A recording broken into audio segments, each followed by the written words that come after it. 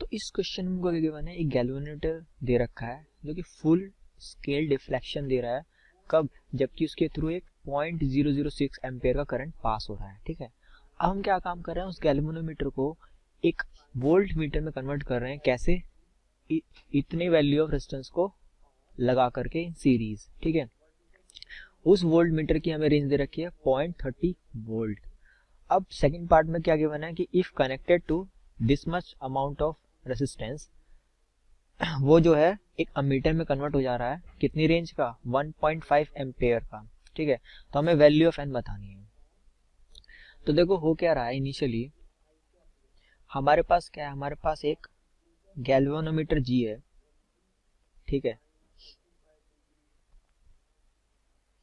जिसका हमें full scale deflection पता है, मतलब कि उसके अंदर से जो करंट फ्लो कर सकता है वो है 0.006 एम्पेयर।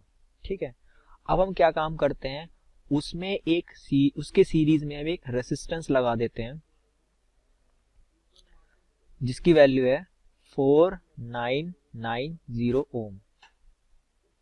ठीक है, अब वो कन्वर्ट हो जाता है, अब ये पूरा का पूरा जो सिस्टम है वो एक वोल्ट मीटर में कन्वर्ट हो जाता है, जिसकी रेंज हमको दे रखी है V is equal to 0.30 volt. ठीक है, तो हम क्या काम करते हैं, हमें P पॉइंट और Q पॉइंट के अक्रॉस पोटेंशियल दे रखा है, वो है VPQ that is equal to 0.30 volt.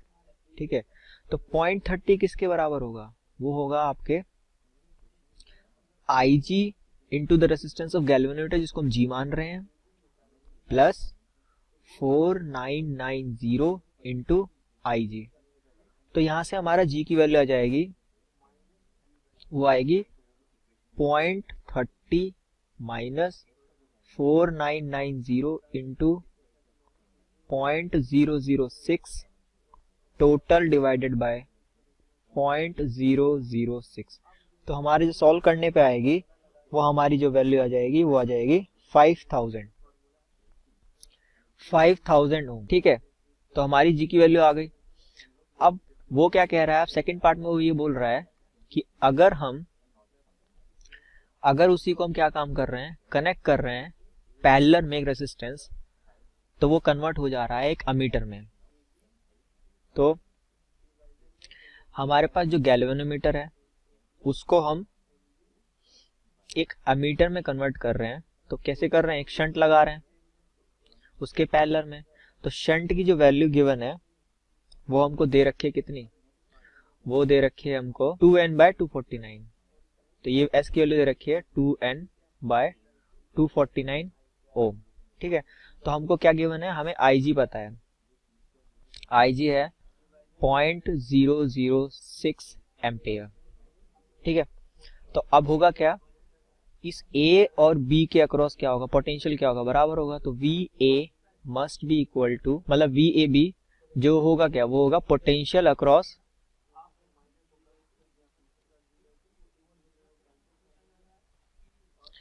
Shunt and galvanometer, जो कि दोनों क्या होंगे, बराबर होंगे। मतलब कि potential across shunt must be equal to potential across galvanometer.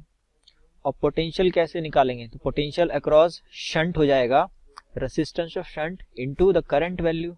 अब हमें जो रेंज दे रखी है, रेंज का मतलब क्या है, जो टोटल वैल्यू ऑफ करंट है वो कितना आ जा रहा है, वो जा रहा है 1.5 ampere.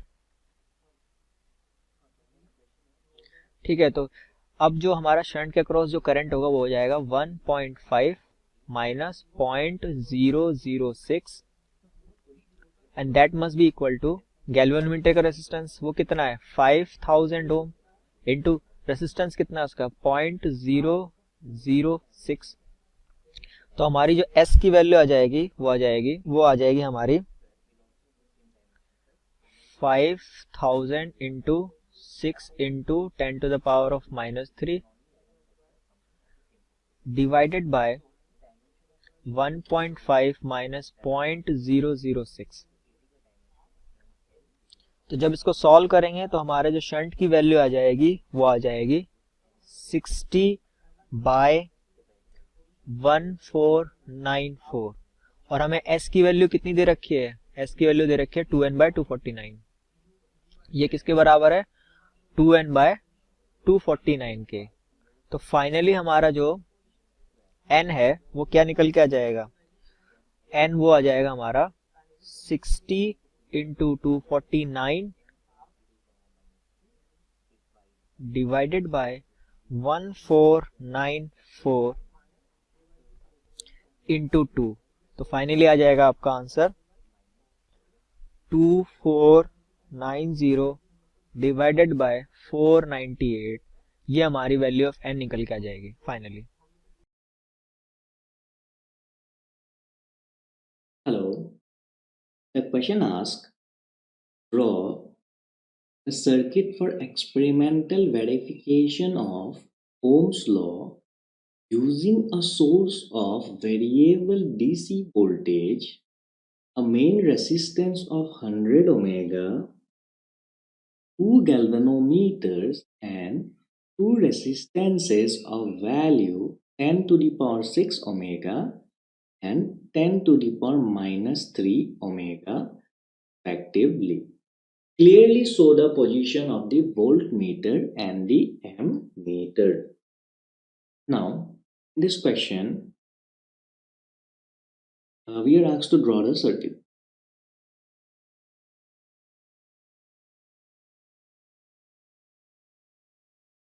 This variable DC source is connected with a main resistance of 100 omega. We have two galvanometers. So, we all know that ammeter and voltmeter are basically two galvanometers only. So only variation that comes in galvanometer as ammeter or as voltmeter lies in the way the resistance is connected, also the value of the resistance is connected. So basically we have two galvanometers and we have two resistances. Now we also know that ammeters are always connected in series to a circuit and voltmeter are connected in parallel to a circuit. Now whenever we form a voltmeter from a galvanometer, what we do is we connect the galvanometer in series with the resistance, and the value of the resistance is very high. So here we will connect the galvanometer with a series resistance and the value of resistance will be very high. So this is about the voltmeter. So first of all, voltmeter will be connected in parallel to the circuit. And secondly, while constructing the voltmeter, the galvanometer must have a resistance in series with it. Now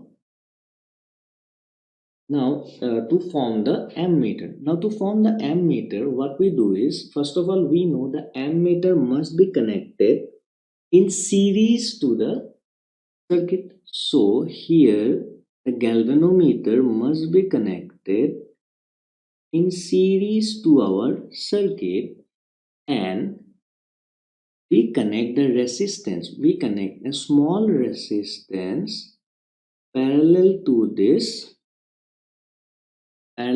galvanometer.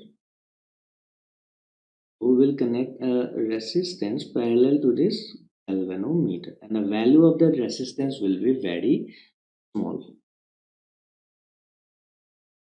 That value in this question, so it is crystal clear from here that which resistance will connect in which branch. So this is our final circuit. Here this is a galvanometer and this is a galvanometer. This is the main resistance. The main resistance given here is 100 omega. And now Since this is connected, we have connected this galvanometer as voltmeter, therefore the value of this resistance will be high. That is, this value will be 10 to the power 6 omega. And since this voltmeter is connected as an ammeter, therefore the value of this resistance will be small, which is 10 to the power minus 3 omega. If I name it, this will be your ammeter and this will be your volt. Thank you. A thin uniform wire AB of length 1 meter and unknown resistance X and a resistance of 12 ohm are connected by a thick conducting strips. हमें question में एक wire दिया हुआ है जो कि uniform है और उसकी लेंथ जो है हमें 1 मीटर दी हुई है और साथ में हमें एक अननोन रेसिस्टेंस दिया हुआ है X और एक और रेसिस्टेंस दिया हुआ है जिसकी वैल्यू जो है वो हमें 12 ओम पता है और इसको कनेक्ट किया गया है कुछ थिक कंडक्टिंग स्ट्रिप्स से। आप इस डायग्राम में देख सकते हो, ये पार्ट हमारा ए बी है, ये अननोन रेसिस्टेंस है और ये नोन रेसिस्टेंस 12 ओम का है। A battery and a galvanometer with a sliding jockey connected to it are also available. हमारे पास एक बैटरी और एक गैल्वेनोमीटर भी अवेलेबल है जिसमें एक स्लाइडिंग जॉकी उससे कनेक्टेड है। ठीक है, अब हम लोग से क्या पूछा गया है, connections are to be made to measure the unknown resistance X using the principle of Wheatstone bridge. हमें जो कनेक्शन करना है वो इस तरीके से करना है कि व्हीटस्टोन ब्रिज के प्रिंसिपल को अप्लाई करके उस अननोन रेसिस्टेंस एक्स की वैल्यू जो है हम फाइंड आउट कर सकें। तो अब आंसर द फॉलोइंग क्वेश्चन, तो हमें इन दोनों क्वेश्चंस का आंसर करना है। Are there positive and negative terminals on the galvanometer? Question ये है कि पॉजिटिव और नेगेटिव टर्मिनल्स होता है क्या गैल्वेनोमीटर में? तो आंसर तो बिल्कुल आसान है, नहीं, नो। क्यों? आखिर गैल्वेनोमीटर में क्या होता है? गैल्वेनोमीटर में एक ये एरो ये बताता है डिफ्लेक्शन को। ठीक है, ये डिफ्लेक्शन इनिशियली जब करंट फ्लो नहीं कर रहा होता है तो ये जीरो पे रहता है और अगर हम लोग इस गैल्वेनोमीटर से करंट फ्लो करवाते हैं तो हमें इस नीडल में डिफ्लेक्शन देखने को मिलता है। अगर आप करंट का डायरेक्शन ये रखोगे तो ये नीडल जो है वो इस डायरेक्शन में डिफ्लेक्ट होगा और वही अगर आप करंट का डायरेक्शन जो है वो उल्टा रखोगे यानी कि इस साइड, तो ये डिफ्लेक्शन जो है वो इस तरफ होगा। ठीक है, ये गैल्वेनोमीटर होता है।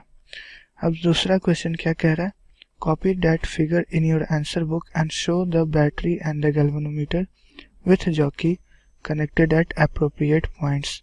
हमें इस फिगर में बताना है कि बैटरी और गैल्वेनोमीटर का किस तरीके से कनेक्शन हम लोग करेंगे। तो ये भी एक आसान सा चीज़ है। अब क्या ये कनेक्शन, आपको ये वायर है ए बी, ठीक है, इस पॉइंट से फिर रेसिस्टेंस कनेक्टेड है एक्स और फिर इस पॉइंट से रेसिस्टर कनेक्टेड है 12 ओम का। ठीक है, ये पॉइंट हमारा डी हो गया और ये स्ट्रिप है। अब जो है कनेक्शन करते वक्त गैल्वेनोमीटर को व्हीटस्टोन ब्रिज से अगर हम लोग को एक्स की वैल्यू निकालनी है तो हमें कुछ सी के थ्रू गैल्वेनोमीटर कनेक्ट करके कुछ इस वायर में कनेक्ट करना होगा। मैं करके दिखाता हूँ। इस पॉइंट सी से हम लोग क्या करेंगे, गैल्वेनोमीटर को कनेक्ट करेंगे और इसके जॉकी को हम लोग किसी पॉइंट पे इस वायर के अलोंग किसी पॉइंट पे हम लोग मीट करवाएंगे। ठीक है, ये पॉइंट जे है, ये जॉकी के लिए मैंने जे लिख दिया। और बैटरी को हम लोग क्या करेंगे, यहाँ से इसके अक्रॉस ए और बी के अक्रॉस लगाएंगे। तो अब आप गौर से देखो, इसको व्हीटस्टोन ब्रिज के रूप में आप देख पा रहे हो। मैं दिखाता हूँ। ये पॉइंट हमारा ए है, ठीक है, ये पॉइंट ए है। उसके बाद इससे मैं कनेक्ट कर रहा हूँ पहले तो जे को, ये पॉइंट हमारा जे हो गया। ये पॉइंट हमारा C है और ये पॉइंट हमारा B है, ठीक है। तो अब A से लेके B तक का जो लेंथ है वो 100 सेंटीमीटर है। क्वेश्चन में भी दिया हुआ था 1 मीटर लेंथ है इसकी। और ये जो A पॉइंट है वहां से B को एक बैटरी कनेक्टेड है, ठीक है। इसकी V वोल्ट मान लेते हैं कुछ। और ये जो A पॉइंट है और ये D पॉइंट एक दूसरे से कनेक्ट होने के कारण इस डायग्राम में एक दूसरे से डायरेक्टली कनेक्टेड है। तो मैं इन दोनों पॉइंट को एक साथ मान ले रहा हूँ, ये दोनों पॉइंट एक ही पॉइंट है। अब C से B तक हमारे पास इस डायग्राम में आप देखो तो क्या कनेक्टेड है, C से J तक गैल्वेनोमीटर, और ये जॉकी जो है वो जाके यहाँ पे कनेक्ट हो रहा है। अब ये जो रेसिस्टेंस है और ये जो रेसिस्टेंस है वो हमें पता है, ये कितना 12 ओम D से C के बीच में, और ये X ओम। अब क्या होगा कि ये जो पार्ट है A to J इसका भी अपना कुछ रेसिस्टेंस होगा, और ये जो पार्ट है J to B इसका भी अपना कुछ रेसिस्टेंस होगा। तो हम लोग this by this resistance of AJ is equal to X by resistance of JB करेंगे ना, तो वहां से X की वैल्यू निकल जाएगी। वो वैसा क्यों किए, क्योंकि गैल्वेनोमीटर से डिफ्लेक्शन नहीं होगा। कब नहीं होता है, जब व्हीटस्टोन ब्रिज बैलेंस्ड होता है। तो यही हो गया फाइनल डायग्राम, हमारा जो क्वेश्चन मांग रहा था वो ये वाला हो जाएगा। Two resistors 400 ohm and 800 are connected in series with a 6 volt battery. It is desired to measure the current in the circuit. An ammeter of 10 ohm resistance is used for this purpose. What will be the reading in the ammeter? Similarly, if a voltmeter of, let's say, 10,000 ohm resistance is used to measure the potential difference across the 400 ohm resistor, what will be the reading in the voltmeter? So suppose reading in this ammeter is capital I. So here capital I, that is current in the ammeter in the first diagram, can be written as total potential in the circuit, which is equal to 6 volt, and total resistance in the circuit is 400, 800 and 10. So 400 plus 800 plus we can say as 10 ohm. So from here current comes equals to 6 divided by 1210, which is approximately 1200. So this current comes approximately 6 cancels this 1200 by 200, so 5 by 1000, which is equal to, we can say as, let's say 0.005 ampere. So here this is the current in the first, let's say, part. Now coming to the second part, here it is being reading in the voltmeter. So reading in this voltmeter will be equal to potential difference across the, let's say, wire AB, that is 400 ohm. So we can say here current in the circuit I1 in this case will be given as, let's say, 6, let's say, volt is the total potential supplied by the, let's say, battery, and total resistance will be equal to 800 plus we can say this 400 and this 10,000 ohm will be in parallel. So this will be written as 400 into our 10,000 divided by 400 plus 10,000. So we can see here this approximately comes near to equal to 6 divided by, this will be, let's say, 400 plus 800, which is equal to 1200. So 6 by 1200 is approximately 1 by 200, which is equal to 0.005 ampere. But we are being asked to find the, let's say, reading of the voltmeter. So we can say voltmeter reading here will be equal to, let's say, potential, let's say, 400 ohm resistor, which will be given as I1 into 400, which will be here is equal to I1 as 1 upon 200 into 400, which comes equal to 2 volt. But here we can say this is the approximate reading, since in the denominator the resistance value will be, let's say, greater than 1200, so its exact value on calculation comes to be 1.95 volt. So here we can say option number 2, that is 1.95 volt will be our answer. So option number 2 is the answer.